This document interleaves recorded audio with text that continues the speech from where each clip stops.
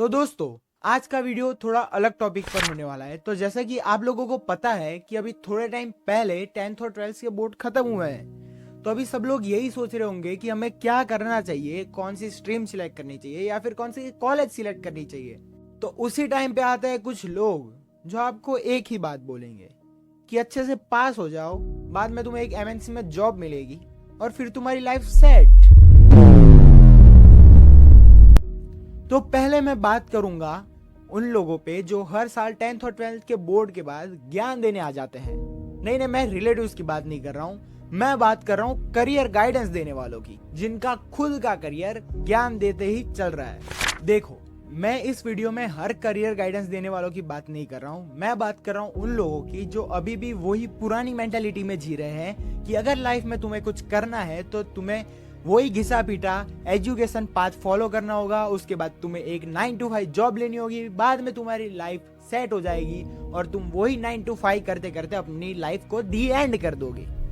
तो अभी मैं आपको एक करके पॉइंट गिनाता हूं कि हमारे आसपास क्या गलत हो रहा है एजुकेशन को लेके, करियर को लेके।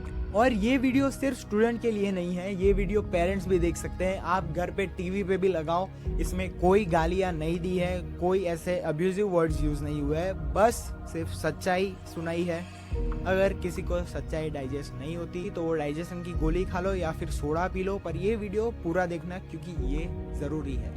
तो पहले मैं बात करूंगा उन करियर गाइडेंस वालों की जो सिचुएशन को समझते हैं और इस जनरेशन को समझते हैं कि हमें क्या चाहिए, और हम भी जो बोलना चाहते हैं वो बोल नहीं पाते हमारे पेरेंट्स को, क्योंकि हमें हमेशा यही डर रहता है कि हमारे पेरेंट्स एक ही बात बोलेंगे कि समाज क्या कहेगा। और ये बात बहुत सारे गाइडेंस सेमिनार में बोली भी जाती है, जो ये समझते हैं कि बच्चों पे क्या बीत रही है, वो डायरेक्ट पेरेंट्स को बोलते हैं कि तुम लोग अपने बच्चों पे ध्यान दो, सोसाइटी पे ध्यान मत दो, वो तुम्हें खाना खिलाने नहीं आने वाले। और ये सच बात है, तुम किसी भी बात में सोसाइटी को बीच में मत लाओ। वो बोलेंगे, उनके बोलने पे से तुम्हारे बच्चे का फ्यूचर डिसाइड नहीं हो सकता। अगर उनके बोलने पे से तुम अपने बच्चों का फ्यूचर डिसाइड करोगे तो हो गया सब कुछ खत्म, क्योंकि तुम्हारा बच्चा एक अलग मेंटालिटी के साथ आया है इस दुनिया में। सबकी अलग अलग माइंडसेट होती है, मेंटालिटी है, सबको अपना अपना अलग एक कुछ दिया है भगवान ने अंदर से कि वो लाइफ में कुछ ऐसा करेगा कि दूसरा ना कर सके। तो प्लीज पेरेंट्स समझो अपने बच्चों को, वो किस चीज में कंफर्टेबल है उसे वो करने दो। उसे करियर बनाना है, ना कि मजदूरी करनी है। करियर ये एक ऐसी चीज है जिसे हमें 10th के बोर्ड के खत्म होने के बाद हमें सिलेक्ट करना होता है अकॉर्डिंग टू आवर पेरेंट्स, जो कि सही भी है। 10th से नहीं, मैं तो कहता हूँ 9th से ही अपना करियर सोच लो कि हमें क्या करना है, कौन सी डायरेक्शन में जाना है, क्योंकि उसके बाद चांस नहीं है, उसके बाद तुम्हें सिर्फ एक्शन ही लेना होता है। तो ये बात पेरेंट्स की सही है, पर मैक्सिमम पेरेंट्स अपने बच्चों का करियर इस पे सिलेक्ट करते हैं कि सोसाइटी में कौन क्या कर रहा है। अगर मैक्सिमम लोग इंजीनियरिंग कर रहे हैं तो उसे भी इंजीनियरिंग में ही डालेंगे, या फिर अगर किसी बच्चे के मार्क्स बायो में अच्छे आ गए तो उसे डॉक्टर बना दो, और मैथ्स में अच्छे आ गए तो सीए बना दो। और अगर कोई फेल हो गया तो जो बच्चा फेल होता है या फिर कम मार्क्स आते हैं उसकी तो और खराब हालत। आप लोगों को क्या लगता है, भगवान ने क्या एक रोबोट भेजा है जिसके अंदर आप कुछ भी कोड कर दो वो वर्क कर जाएगी? और वैसे भी हमारे यहाँ पे जो एग्जाम्स होती है वो कितनी टफ होती है। इंडिया में लाखों स्टूडेंट्स को अपने पेरेंट्स के प्रेशर में आके इंजीनियरिंग लेनी पड़ती है, और बाद में जब वो फेल हो जाते हैं वो इतने डर जाते हैं कि उनमें हिम्मत ही नहीं बचती अपने पेरेंट्स को मुंह दिखाने की। और बाद में वो लोग फिर, मैं वो वर्ड यूज नहीं कर सकता यूट्यूब की गाइडलाइंस की वजह से, पर सबको ही पता है कि कोटा में क्या होता है। और अभी भी नहीं समझे तो I will just say hanging. लाखों स्टूडेंट की जान ऐसे ही, इसमें गवर्नमेंट भी कुछ नहीं कर रही। चलो माना कि लाखों लोगों का माइंडसेट चेंज करना पॉसिबल नहीं है, पर कुछ चेंजेस एग्जाम के अंदर तो हो सकते हैं ना। मैं ये नहीं बोल सकता कि क्या चेंजेस कर सकते हैं, because I am not that smart. और वैसे भी इन सब के पीछे क्या प्रोसेस है वो तो मुझे भी नहीं पता, पर गवर्नमेंट को ये तो पता है कि ये सब होने का रीज़न क्या है। एजुकेशन सिस्टम और पेरेंट्स की वजह से जो कुछ हो रहा है स्टूडेंट्स के साथ, जो मैं वर्ड्स नहीं बोल सकता, उस पे तो आज तक कुछ एक्शन लिया नहीं गया। पर उसी के सामने अगर मैं गेम्स की बात करूं, जो गेम्स खेल खेल के बच्चों पे जो वही सेम ही चीज़ हो रही है, जो सेम केस हो रहे हैं, अगेन मैं वो वर्ड नहीं यूज़ कर सकता, उस पे तो तुरंत ही एक्शन लिए जाते हैं, उस पे तुरंत ही गेम बैन हो जाती है। पर एजुकेशन सिस्टम पे आज तक कुछ नहीं हुआ। मैं ये नहीं बोल रहा हूँ कि एजुकेशन सिस्टम बंद कर दो, कुछ ऐसा कर दो वैसा कर, मैं ये बोल रहा हूँ कि अगर तुम कुछ नहीं कर सकते तो एटलीस्ट उसके पीछे का रीज़न तो ढूंढो कि क्या हो रहा है। माई पॉइंट इज कि अगर आपको गेम्स के अंदर प्रॉब्लम दिख रही है तो एजुकेशन सिस्टम में क्यों नहीं?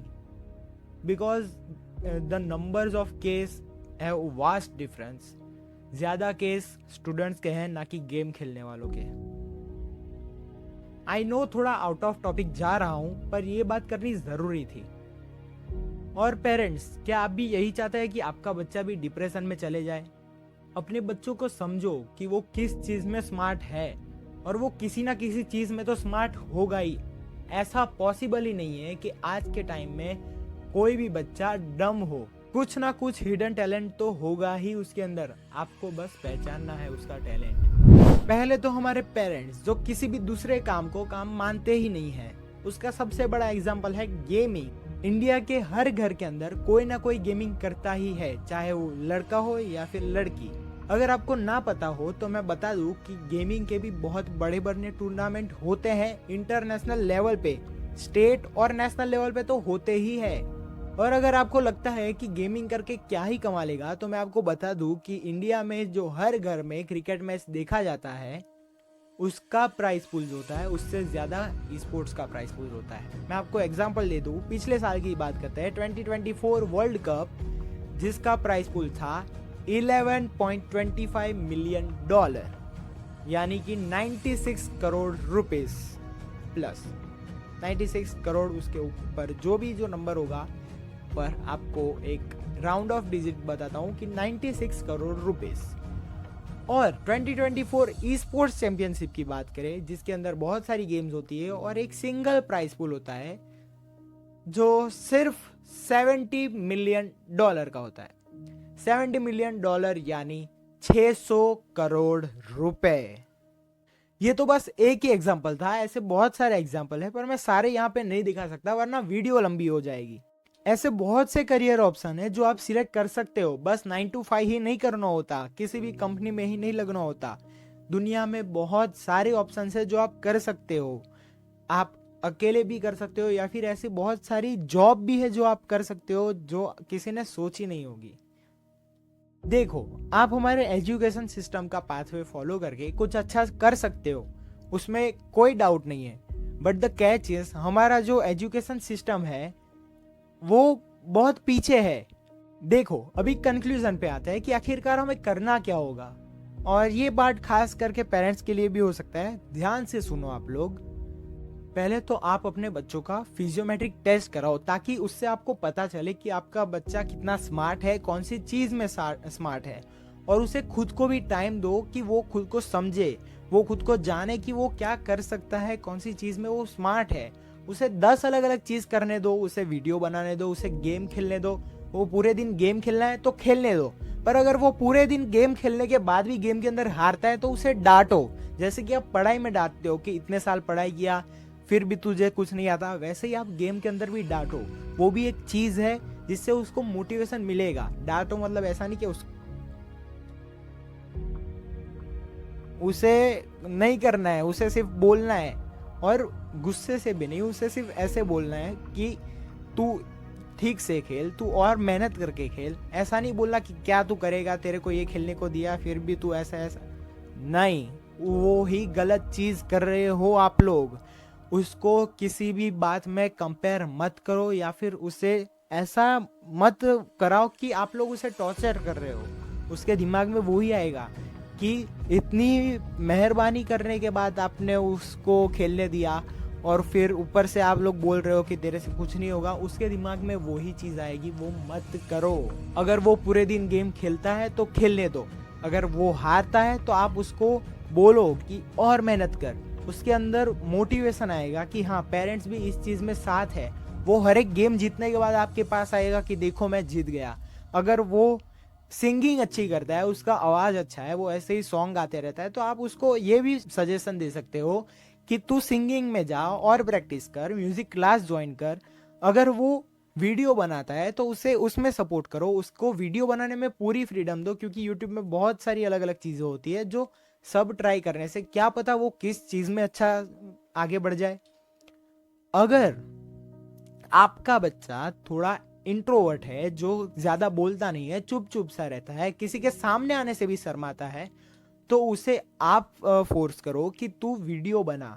चाहे वो अपलोड करे ना करे, वो बाद में खुद से अपलोड करेगा उसको जब कॉन्फिडेंस आएगा, पर उसे वीडियो बनाने को बोलो। वो इंस्टा पे अपलोड करे, यूट्यूब पे अपलोड करे, कोई प्रॉब्लम नहीं है। उससे वो थोड़ा ओपन होगा, किसी से भी बात करने से हिचकिचाएगा नहीं, क्योंकि फ्यूचर वही है। तुम्हें किसी के साथ भी बात करने से अटकोगे तुम, तो वहीं पे तुम्हारा सारी रेप्यूटेशन जो तुमने बनाई होगी वो भी डाउन हो जाएगी। भले ही तुमने 4-5 डिग्री पीएचडी वगैरह कर लिया, पर अगर तुम कुछ बोल नहीं सकते तो कुछ नहीं होगा।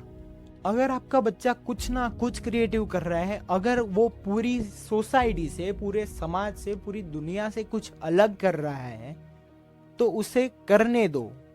अगर आप उसके ऊपर फोर्स करोगे स्टडी के लिए, तो ना तो स्टडी हो पाएगी, ना तो उसकी मनपसंद चीज जो इसमें वो स्मार्ट था वो हो पाएगी। वो पूरी जीरो हो जाएगी। उसके स्टडी के प्रेशर की वजह से उसकी क्रिएटिविटी जीरो हो जाएगी, और ये होता है, मेरे खुद के साथ हुआ है।